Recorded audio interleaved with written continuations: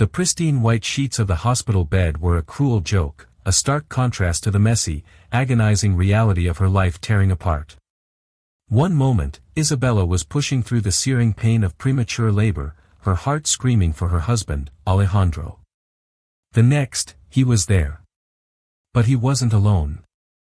Standing beside him, radiating a cold, polished glamour, was the one woman Isabella had prayed was just a figment of her paranoid, pregnant imagination. And as her world crumbled, a single devastating question hung in the air. A question that would be answered by a DNA test. A test that would either validate her deepest love or confirm her darkest betrayal, changing everything forever. Isabella's life was, by all external measures, a modern-day fairy tale. She lived in a sprawling, glass-walled mansion nestled in the most exclusive enclave of the city, a home that boasted panoramic views and an infinity pool that bled into the horizon. Her wardrobe was a curated collection of runway couture, her social calendar a whirlwind of philanthropic galas and exclusive art openings. And at the center of it all was Alejandro Morales, her husband. Alejandro was a titan of industry, a self-made millionaire who had built a tech empire from the ground up. He was devastatingly handsome, with eyes the color of dark honey and a smile that could disarm world leaders and melt Isabella's heart in equal measure. They had met 5 years ago at a charity auction, a chance encounter that felt like kismet. He had pursued her with a single-minded intensity that left her breathless, showering her with affection, respect, and a love so profound it felt like the safest harbor in the world. Their marriage had been passionate, a true partnership. He valued her opinion on everything from business acquisitions to the thread count of their linens. She, in turn, was his confidant, his sanctuary from the cutthroat world he navigated. When she told him she was pregnant 9 months ago, he had wept with joy, lifting her into his arms and spinning her around in their sun-drenched living room, promising their child a life of boundless love and opportunity. For the first 6 months of her pregnancy, that promise held true. Alejandro was attentive and doting. He'd rush home from the office for her doctor's appointments, massage her swollen feet for hours, and talk to her growing belly, telling his unborn child stories of the adventures they would have. Isabella had never felt more cherished, more certain of her happiness.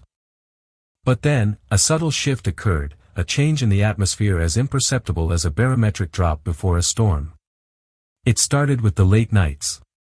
Closing a big deal, he'd murmur, his voice weary over the phone. Then came the weekend trips, sudden and non-negotiable. Investor meetings in Singapore, he'd explain, his kiss a fleeting brush against her cheek as he left. The distance wasn't just physical. The easy intimacy they shared began to fray at the edges. He grew guarded with his phone, angling it away from her when a text message lit up the screen. The shared laughter that once filled their cavernous home became a rare echo.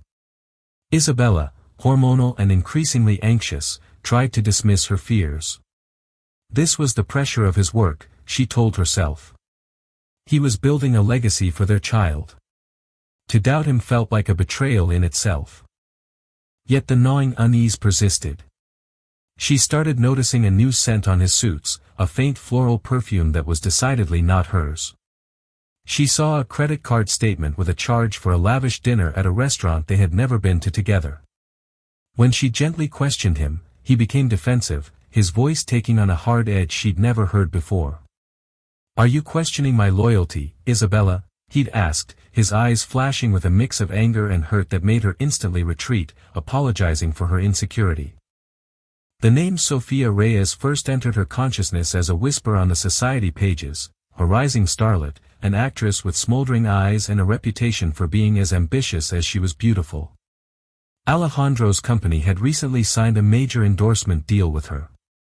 "She's the new face of our brand," he'd explained dismissively when Isabella saw a picture of them together at a press event, his arm firmly around Sofia's waist. They looked, for all the world, like a couple. Isabella spent the final weeks of her pregnancy in a state of quiet torment, her days a hollow performance of the happy, expectant mother. She decorated the nursery in shades of cream and soft blue, her hands assembling a crib she prayed her husband would one day stand beside with love, not duty. She smiled at the baby showers her friends threw, accepting gifts with a gratitude that felt like a lie. Every night she lay in their king-sized bed, the space beside her feeling more like a chasm, and prayed that the birth of their child would be the miracle that would bring her Alejandro back to her.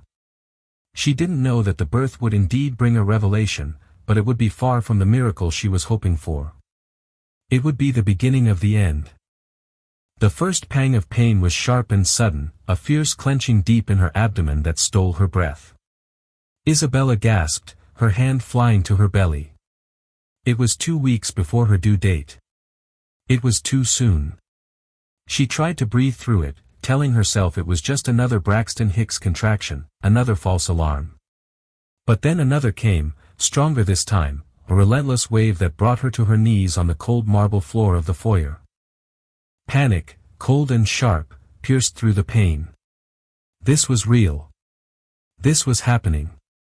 Her first instinct was to call Alejandro, her hands trembling as she fumbled for her phone, his name at the top of her recent calls. It rang once, twice, then went straight to voicemail. The person you are trying to reach is unavailable. Please leave a message. Alejandro, it's me, she choked out, her voice a ragged whisper between contractions. The baby, it's coming. I'm going to the hospital. Please, please meet me there. I need you. She tried again. Voicemail. And again. Voicemail. The automated voice was a cold, indifferent sentinel guarding the man who had promised to move mountains for her. Despair warred with the urgency of the moment. With a surge of adrenaline, she called her driver, her voice miraculously steady as she gave him the address, the Clínica Universidad de Navarra in Madrid. It was the private hospital Alejandro had insisted upon, renowned for its state-of-the-art maternity ward and its discretion for high-profile clients. The drive through the city was a blur of traffic lights and horns, each sound amplifying the frantic rhythm of her heart. The contractions were coming faster now, a merciless tide pulling her under. The hospital staff was waiting, alerted by her call. They whisked her into a private birthing suite, a room that looked more like a luxury hotel than a medical facility, with soft lighting and sweeping city views. But its opulence only made her feel more alone. Nurses with kind, professional faces hooked her up to monitors, their soothing words a distant buzz against the roar of her fear. Where was he? Hours bled into one another. Each contraction was a mountain she had to climb alone. She clutched the cool metal of the bed rail, her knuckles white, her body screaming for relief, her heart screaming for her husband. The nurses offered sympathetic glances. Have we managed to reach your husband, Mrs. Morales? One asked gently. Isabella could only shake her head, the shame and fear a toxic cocktail in her throat. And then, just as she felt she was losing her grip, the door to her suite swung open. For a heart-stopping second, relief flooded her. He was here. Alejandro stood in the doorway, his tailored suit slightly disheveled, his hair looking like he'd run his hands through it 100 times. But the relief curdled into ice-cold shock. He was not alone.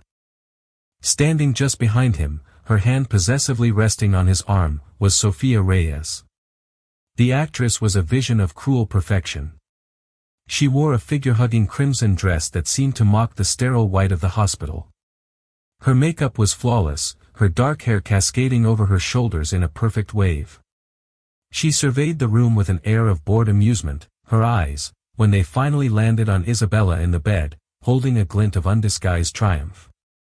It was the look of a predator who had finally cornered her prey.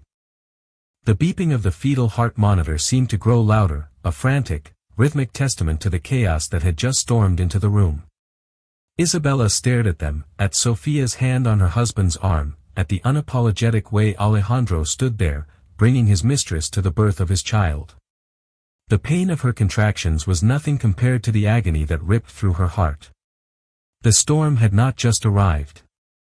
It had made landfall directly in the center of her soul.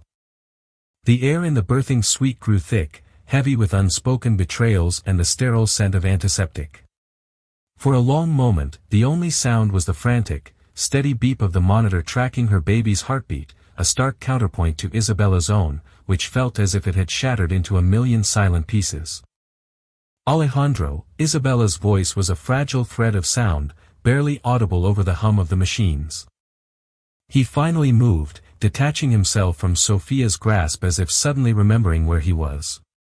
He took a hesitant step forward, his handsome face a mask of conflicting emotions, guilt, frustration, and a flicker of something she couldn't name. "Isabella, I came as soon as I got your message." You brought her." Isabella's gaze flickered to Sophia, who was now examining her perfectly manicured nails with a deliberate, insulting nonchalance. "Isabella, now is not the time," Alejandro said, his voice low and urgent. He was trying to manage the situation, to control the narrative just as he did in his boardrooms. But this wasn't a boardroom. This was the precipice of Isabella's world. "Not the time." A hysterical laugh bubbled up in her throat, raw and painful. "You bring your mistress, Sofia Reyes, the woman whose perfume clings to your clothes, to the birth of our child, and you tell me it's not the time." Another contraction seized her, a vice of pure agony. She cried out, arching her back, the physical pain a welcome distraction from the emotional torment. A nurse rushed to her side, offering her a hand to squeeze. Isabella gripped it, her eyes never leaving Alejandro's.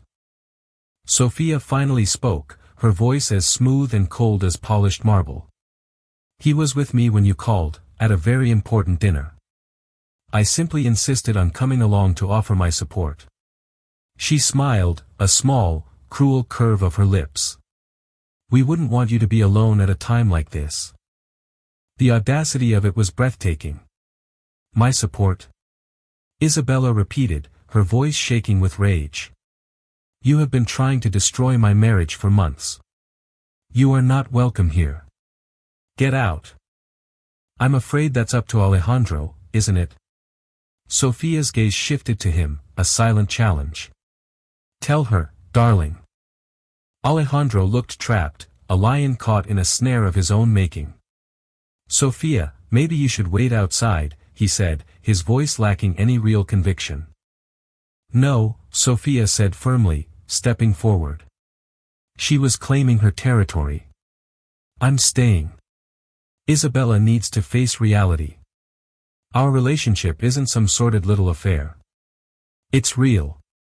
And frankly, after all the stress you've put him under with your condition, he needs me here."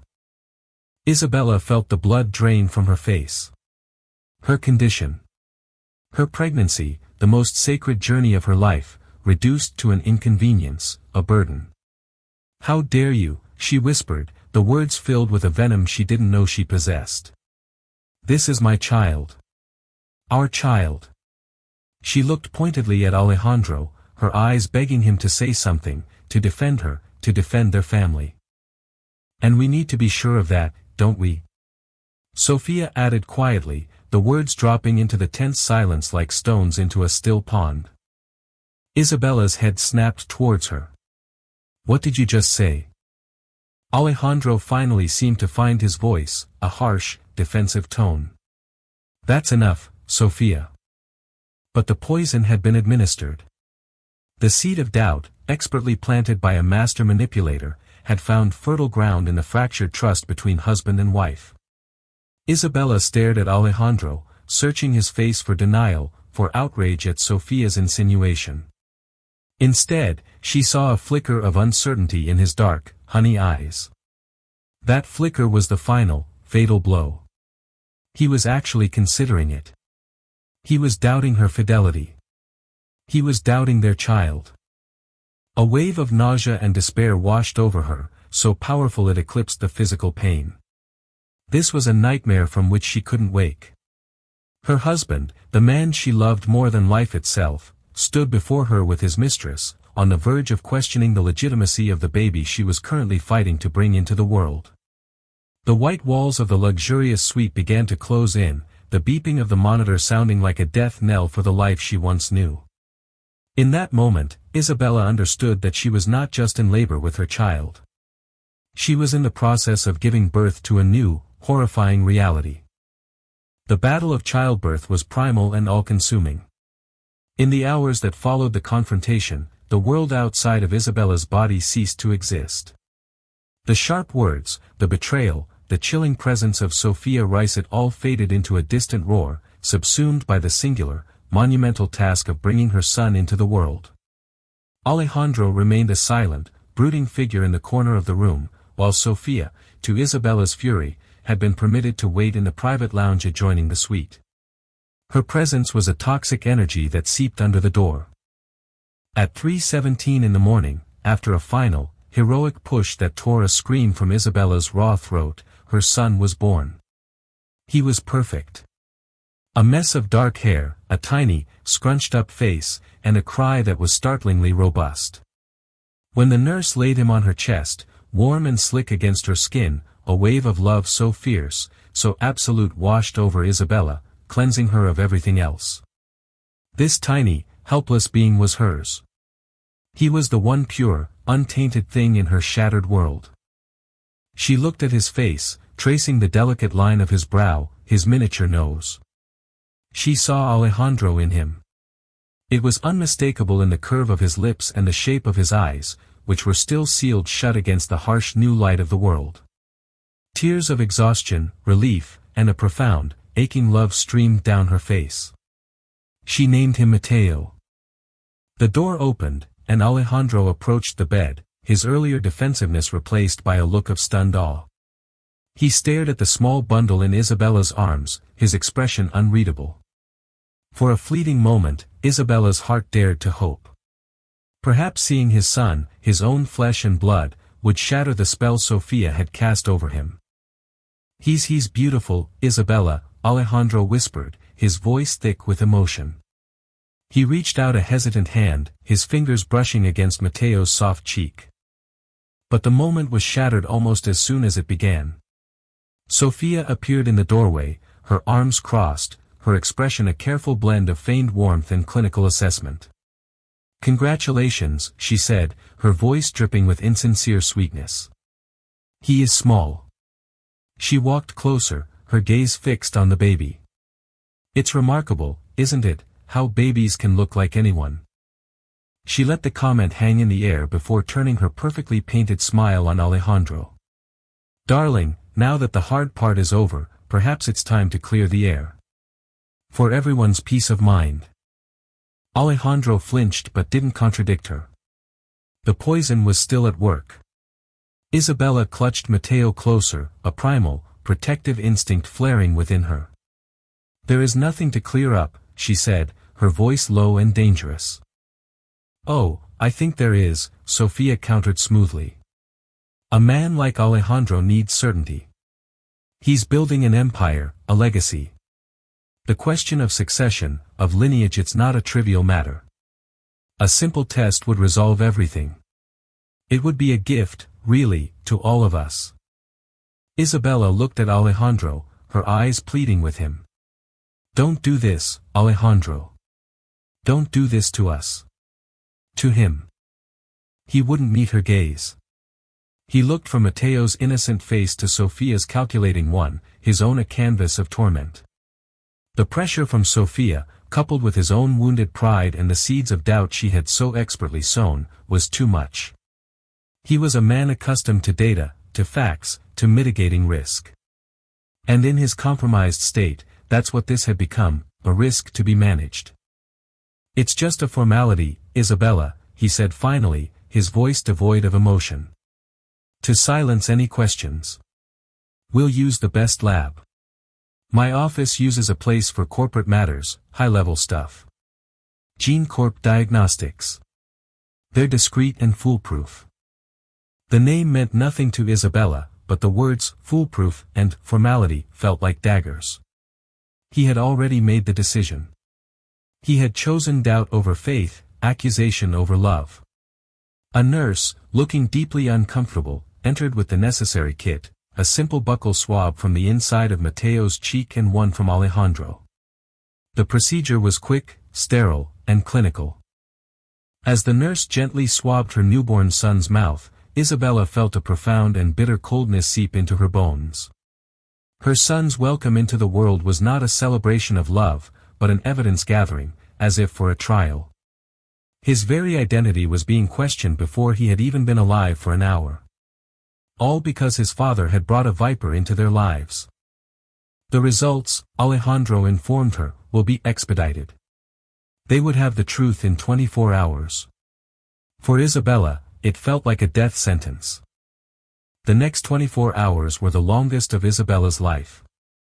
She refused to let Mateo leave her sight, holding him, feeding him, memorizing every detail of his perfect face as if she were branding the image of him onto her soul. Alejandro had retreated, booking a separate room in the hospital at Sofia's insistence. He sent flowers, a massive, ostentatious bouquet of white lilies that filled the room with a funereal scent. Isabella had the nurses remove them immediately. She existed in a state of suspended animation, a bubble of maternal love surrounded by a sea of dread. Every time the door opened, her heart leaped into her throat. Nurses came and went, checking on her and the baby, their professional smiles doing little to soothe her frayed nerves. They all knew. The hospital staff whispered in the hallways. The story of the millionaire, his laboring wife, and the famous actress was the kind of drama that spread like wildfire. Isabella felt their pity, their judgment, and it was suffocating. Late the next afternoon, Alejandro appeared at her door, alone this time. He looked haggard, his expensive suit rumpled. In his hand, he held a sleek tablet. "The results are in," he said, his voice flat, devoid of any warmth. He didn't approach the bed but stood near the door as if creating a safe distance between them. Isabella's breath hitched. She tightened her hold on Mateo, who was sleeping peacefully in her arms. "Gene Corp just sent the encrypted report to my secure server," he said, his fingers tapping on the screen. He brought up a document, a clinical-looking page filled with genetic markers and technical jargon. But at the bottom, highlighted in a stark red box, was the conclusion. He turned the tablet towards her. She didn't need to read the complex data. The 4 words at the bottom were all that mattered. Probability of paternity, 0%. The world tilted on its axis. The beeping of the monitors, the distant city sounds, her own breathing, it all faded into a deafening silence. 0%. The number was an absurdity, a statistical impossibility, a lie so profound it defied comprehension. "No," she whispered. It was the only word she could form. "No, that's not possible. It's a mistake." Alejandro let out a harsh, broken sound that was almost a laugh. "A mistake, Isabella? Gene Corp Diagnostics has a perfect record. They are the best in the world. The science doesn't lie." He looked at her then, and the conflict that had been warring in his eyes was gone.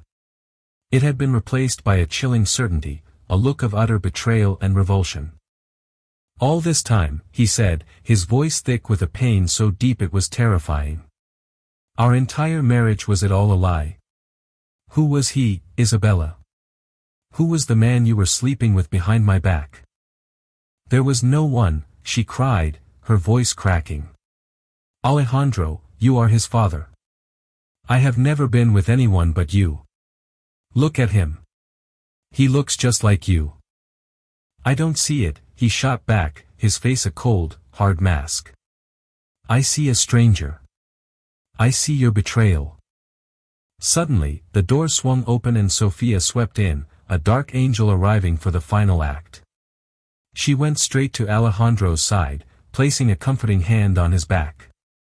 "I'm so sorry, darling," she murmured, though her eyes, when they met Isabella's, were alight with malicious triumph. "I knew something was wrong. I could feel your pain."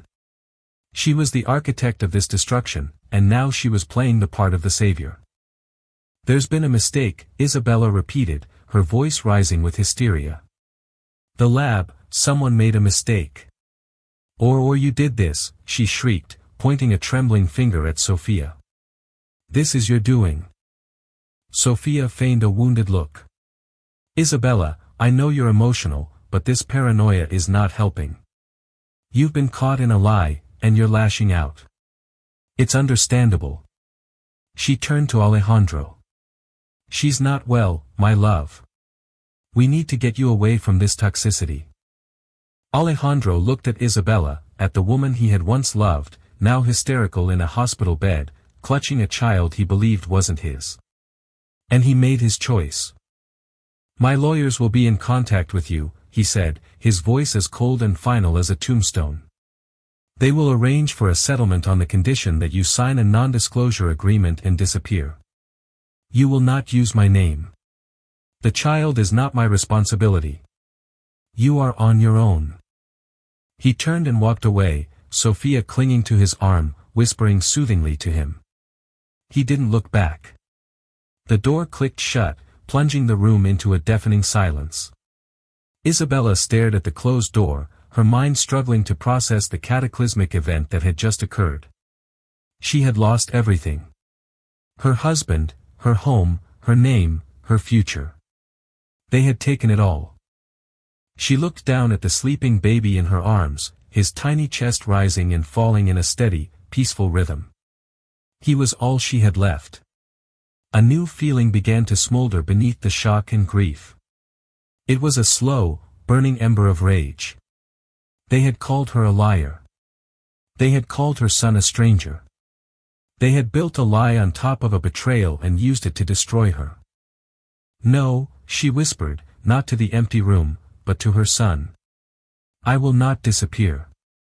I will fight. I will prove who you are, Mateo. I swear it. The first deception had been fired. The war had just begun. The eviction was swift and brutal. Less than 48 hours after giving birth, while she was still physically and emotionally shattered, a stern-faced man in a tailored suit, one of Alejandro's lawyers, arrived at the hospital. He presented her with a set of papers and a bank card. Mr. Morales has made an initial deposit of 50,000 euros into this account, the lawyer stated, his voice devoid of any sympathy. It is a gesture of goodwill. In exchange, you will vacate the Madrid estate by the end of the day. A car will be waiting to take you and the child wherever you wish to go within the city limits. He slid another document across the table, a non-disclosure agreement. Sign this, and a more substantial final settlement will be discussed. Refuse, and the goodwill deposit is all you will ever receive. Isabella looked at the man, at the cold legal document that sought to erase her from Alejandro's life, to buy her silence and her son's illegitimacy. The ember of rage within her glowed brighter. She pushed the papers back across the table. Tell Alejandro Morales I will not be silenced, she said, her voice shaking but firm. The lawyer simply raised an eyebrow, collected his papers, and left. The message was clear. She had chosen the hard way. Thrown out of the hospital with a newborn and a small bag of borrowed baby supplies, the reality of her situation hit her with the force of a physical blow. The gilded cage had vanished, and she was in a freefall. She had no family in Madrid, her parents lived in a small town in a different country and had a fragile relationship with Alejandro at best. Her so-called friends were Alejandro's friends, society swans who would flock to power and money and would undoubtedly believe the salacious narrative Sophia and Alejandro were already spinning. There was only one person she could turn to, Anna. Anna was her childhood friend, a fiery, no-nonsense journalist who had always viewed Isabella's millionaire lifestyle with a healthy dose of skepticism. She lived in a small, cluttered, but cozy apartment in the vibrant Malasana district, a world away from the sterile opulence Isabella had known. When Isabella called, her voice breaking, Anna didn't hesitate. Give me the address. I'm coming to get you. Seeing Anna's familiar, warm face was the first moment Isabella felt she could truly breathe. Anna took one look at her pale, shell-shocked friend and the tiny infant in her arms, and her expression hardened with protective fury. That son of a bitch, Anna muttered, carefully taking Mateo from Isabella's arms so she could get in the car. I never trusted him. Too polished, too perfect. Anna's apartment was a sanctuary. It smelled of coffee, old books, and life. While Isabella showered, Anna made a makeshift nursery in her spare room. She listened patiently as Isabella recounted the entire horrific ordeal, the months of suspicion, the confrontation in the hospital, Sophia's cruel words, and the devastating DNA test. 0%. Anna said, her journalist's mind immediately kicking into gear. That's not just a negative result, that's a statistical anomaly. It's almost more likely to get a false positive than a result that absolute. Unless it's true, Isabella whispered, the fear still a raw wound. No, Anna said firmly, her eyes blazing with conviction. Unless it was rigged. You said he used a place called GeneCorp Diagnostics. Isabella nodded. I've heard of them, Anna said, pulling out her laptop. They're top tier. They handle sensitive corporate espionage cases, high-stakes patent disputes. Their security is supposed to be legendary, which also means their reputation is everything. A proven mistake would ruin them. For days, Isabella focused solely on Matteo, finding a fragile peace in the simple, demanding rhythm of caring for a newborn. But Anna was a dog with a bone. She spent her nights digging, using her journalistic resources and back channels to probe into GeneCorp. It's a fortress, Anna reported back a week later, frustrated. Their digital security is airtight. No disgruntled employees speaking out, no whispers of malpractice. They're clean. Isabella's heart sank. So, it's a dead end. Not necessarily, Anna said, her eyes gleaming. If you can't break down the front door, you look for a side window. You said Alejandro's lawyer mentioned they use GeneCorp for corporate matters, right? High-level stuff. Isabella nodded. So, who in Alejandro's corporate world would have the motive and the means to orchestrate something this complex? This isn't just about a jealous mistress wanting to get rid of a wife. Tampering with a GeneCorp result would be incredibly risky and expensive. Sophia might have the motive, but does she have that kind of power? This feels bigger. This feels like a corporate hit aimed directly at Alejandro's heart. Anna's words hung in the air. The idea was terrifying, but it also made a twisted kind of sense. The attack felt too precise, too devastating to be merely a crime of passion. They had targeted his legacy, his heir. We need proof, Anna. Without it, it's just a crazy conspiracy theory from a bitter, discarded wife. Then we get proof, Anna declared, her jaw set. We can't challenge GeneCorp head-on. But we can investigate the chain of custody. The sample was taken at the hospital. It was picked up by a courier. It was delivered to the lab. Every step is a link in the chain. And every chain has a weak link. We just need to find it. It was a sliver of hope, but for Isabella, it was everything. She was no longer just a victim. She was a fighter. Cast out and left with nothing, she and Anna would start their own investigation, a quiet war waged from a small apartment in Malesana against a powerful, unseen enemy. They were looking for the truth, one broken link at a time. The first few weeks of the investigation were a series of frustrating dead ends. Anna's official inquiries into the hospital's protocol were met with polite but firm stonewalling, citing patient confidentiality, Alejandro's confidentiality. They refused to release the name of the courier service or the specific technician who handled the samples. It was a wall of institutional silence designed to protect its wealthy clients. They're circling the wagons, Anna said, pacing her small living room, a mess of papers spread across her coffee table. Alejandro's legal team has probably already been in contact, reminding them of the consequences of a privacy breach. Isabella, rocking a fussy Matteo, felt a familiar wave of despair. So, we're stuck. No, Anna insisted, her eyes alight with a new idea. We're thinking like journalists trying to get people to talk. We need to think like spies. The weak link isn't the official channels. It's the people. Anna's new strategy was to focus on the human element. She spent days camped out in the cafe across from the clinica, observing the flow of medical couriers. She cross-referenced the logos on their uniforms with local company databases. After 3 days of surveillance and 10 cups of coffee, she got a hit, a mid-level company called Biotrans Express. They weren't the biggest or most prestigious, but they handled overflow work for several major hospitals. The next step was to find the driver. Anna, using a plausible cover story about a lost but sentimentally valuable, and non-biological, package, managed to get a list of drivers who had been on duty the night Mateo was born. One name stood out, Javier, a part-time driver, a university student trying to make extra cash. He was the definition of a weak link. Finding Javier was easy enough, getting him to talk was harder. Anna and Isabella, with Mateo sleeping in his carrier, cornered him one afternoon on his university campus. He was jumpy, defensive, and denied everything. "I just deliver the packages," he insisted, refusing to make eye contact. "I don't know what's in them. I pick up, I drop off. That's it." But Anna was relentless. "We know there was a special pickup that night, a priority run from the Clinica to GeneCorp Diagnostics. A VIP client. A pickup that was logged under unusual circumstances." She was bluffing, but it was a calculated risk.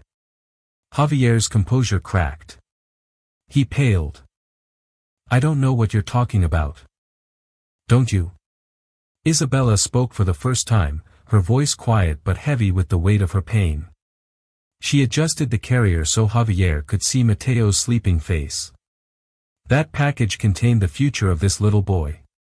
It was a lie. And we think you know something about it."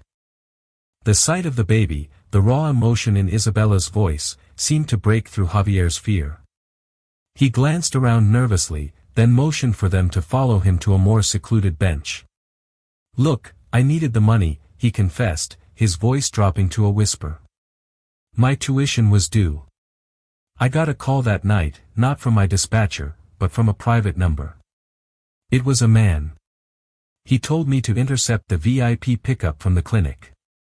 He said the original sample was contaminated, and that he had the replacement sample. He told me to make sure the replacement was the one that got delivered to GeneCorp." Isabella's heart hammered in her chest. A replacement sample. "Did you see the man?" Javier shook his head. "No. He directed me to a side street near the hospital. The package was left for me in a lockbox. It looked official, same packaging, same seals. But the original sample, I was supposed to destroy it. He paid me €5,000 just to switch the packages and keep my mouth shut. It was the smoking gun. A confession. A clear act of sabotage." "Did he give you a name? Anything?" Anna pressed. "No name," Javier said. But his voice, it was distinctive. Low, gravelly. "And he mentioned a name. He said, 'Rivas will be pleased, the matter is handled.'" The name hung in the air. Rivas. It meant nothing to Isabella. But when she relayed the information to Anna later that night, Anna's eyes went wide. She turned to her laptop and began typing furiously. "Ricardo Rivas," Anna breathed, pulling up a series of articles. "He's Alejandro's biggest rival. They've been locked in a brutal corporate war for the last 2 years over a new cellular technology patent. Rivas has a reputation for playing dirty. Very dirty." The pieces of the puzzle began to click into place, forming a picture far more sinister than Isabella could have imagined. This wasn't just about Sofia Reyes. She was likely a pawn, a beautiful, willing distraction. The real mastermind was Ricardo Rivas. He hadn't just wanted to wound Alejandro in the boardroom, he had orchestrated a strike against him that was deeply, horrifically personal. He had aimed to invalidate Alejandro's legacy, to poison the root of his dynasty by making him deny his own son. But what about Sofia? Isabella asked. She was there. She was the one who pushed for the test. And who do you think put the idea in her head? Anna countered. Rivas is smart. He wouldn't get his own hands dirty. He would find someone close to Alejandro, someone with their own motives, and use them. Sofia wanted you gone. Rivas wanted Alejandro broken. They had a common enemy. Suddenly, Anna stopped. She was staring at a photo from a society gala taken 6 months prior. In the background, almost lost in the crowd, stood Sofia Reyes. She was in an animated conversation with a silver-haired, imposing man. Anna zoomed in. The man was Ricardo Rivas. It was all the proof they needed to take the next step. They had the driver's confession. They had the motive. They had the connection between the conspirators. They now had the ammunition to go back to Alejandro, not as a spurned wife with a wild theory, but with cold, hard facts. They had a glimmer of hope, and it was blindingly bright. Armed with Javier's confession and the damning connection between Sofia and Ricardo Rivas, Isabella knew she couldn't just walk up to Alejandro. He was walled off, cocooned in his anger, and manipulated by the very people who had orchestrated his pain. She needed a battering ram, and that meant finding a lawyer who was fearless enough to take on a titan like Alejandro Morales. Anna, through her network, found the perfect person, a sharp, formidable attorney named Elena Vargas, a woman known for taking on impossible cases and winning. Elena listened to Isabella's story in her sleek, minimalist office, her expression unreadable. She examined Anna's research, Javier's secretly recorded confession, and the photograph of Sofia with Rivas. When Isabella was finished, Elena leaned back in her chair, a slow, predatory smile spreading across her face. "This is beautiful," Elena said, the words sending a shiver down Isabella's spine. "It's a symphony of corporate espionage and personal betrayal. They didn't just break the law, they were arrogant about it." Elena's strategy was aggressive. She didn't file a quiet motion, she fired a cannonball. She filed an emergency petition with the family court alleging fraud, conspiracy, and emotional distress. Crucially, she demanded an immediate, court-ordered and supervised second DNA test. She attached Javier's affidavit and the evidence linking Sofia to Rivas. She served the papers not just to Alejandro's legal team, but to Alejandro himself. The effect was explosive. Alejandro, who had been trying to bury his pain in work and the empty companionship of Sofia, was blindsided. His lawyers had assured him Isabella would fade away. Instead, she had returned with an army. His first reaction was rage. He called Elena, roaring about defamation and harassment.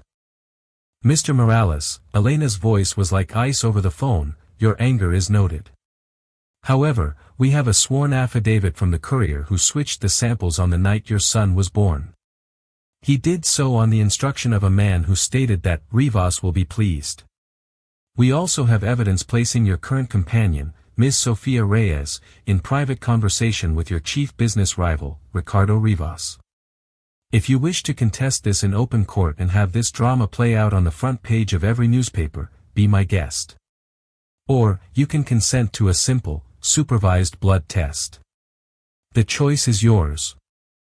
Faced with the undeniable evidence and the threat of a public spectacle that would destroy his company's reputation, Alejandro was cornered. He agreed to the test. The second test was a world away from the first. It took place in a neutral medical facility, overseen by a court-appointed supervisor. Elena Vargas was there, a stoic guardian. Alejandro was there, his face pale and grim. Isabella was there, holding Mateo, her heart a tangled mess of hope and fear. Sofia was notably absent, having been ordered by Alejandro's frantic lawyers to make herself scarce. The blood draw was quick. The wait for the results was agonizing. They all gathered 2 days later in Elena Vargas's conference room. The air was thick enough to cut with a knife. A court official arrived with a sealed envelope. He opened it and read the single-page report aloud, his voice flat and official. Based on the analysis of the DNA samples provided, the alleged father, Alejandro Morales, is not excluded as the biological father of the child, Mateo Morales. The probability of paternity is 99.999%. Silence. The words echoed in the sterile room. 99.999%. Isabella let out a shuddering sob, burying her face in Matteo's soft blanket. Vindicated. Her son was vindicated. Alejandro stared at the report as if it were written in a foreign language. The color drained from his face, replaced by a ghastly, mottled gray. The entire foundation of his rage, his cruelty, his life for the past month, had been a lie. A lie he had not only believed but had championed. He looked at Isabella, truly looked at her for the first time since that horrific night in the hospital. He saw the profound pain in her eyes, the exhaustion, the resilience, and he saw the love she held for the son he had disowned. The weight of his actions crashed down on him with the force of a physical blow. He staggered back a step, his hand going to his chest as if he couldn't breathe. Isabella, he choked out, his voice a raw, broken thing. My God, what have I done? The fallout was immediate and spectacular. Armed with the court-verified DNA results and Javier's testimony, Elena Vargas didn't just win, she went on the offensive. She strategically leaked key parts of the story to Anna, who crafted a stunning, explosive piece of investigative journalism that laid the entire conspiracy bare. The story of the corporate titan, the spurned wife, the scheming actress, and the rival who weaponized a baby's paternity became an international sensation. Ricardo Rivas's reputation was shattered. His company's stock plummeted as investors fled from the taint of his dishonorable tactics. He was engulfed in a firestorm of lawsuits and investigations. Sofia Reyes's career evaporated overnight. The endorsement deals vanished, the film roles were rescinded. Branded as a malicious homewrecker and a co-conspirator in a cruel plot against a mother and her newborn, she became a pariah, disappearing from the limelight, her ambition turned to ash. For Isabella, however, the public victory was a hollow echo compared to the private war still raging in her heart. Alejandro was a man undone. The revelation had forced him to look at a part of himself he never knew existed, a cruel, vengeful, and weak man easily manipulated by pride and a beautiful face. He was consumed by a guilt so profound it was a physical illness. He fired his entire legal team and came to Anna's apartment, not as a millionaire, but as a penitent. He stood at the door, drenched from the rain, his eyes red-rimmed and pleading. I don't expect you to forgive me, Isabella, he said, his voice raw. There are no words to excuse what I did. I was a fool, a monster. I let them poison my mind against you, the purest thing in my life. I betrayed you. I betrayed our son. He had transferred the Madrid mansion into her name. He set up a trust fund for Matteo so vast it would ensure his future 100 times over. He offered to finance Anna's dream of starting her own independent news agency. He offered Isabella anything she wanted the world, if she would just take it. But Isabella was no longer the woman who had lived in the gilded cage. The fire of the past months had forged her into someone stronger, someone who understood that her worth was not tied to a man, a mansion, or a name.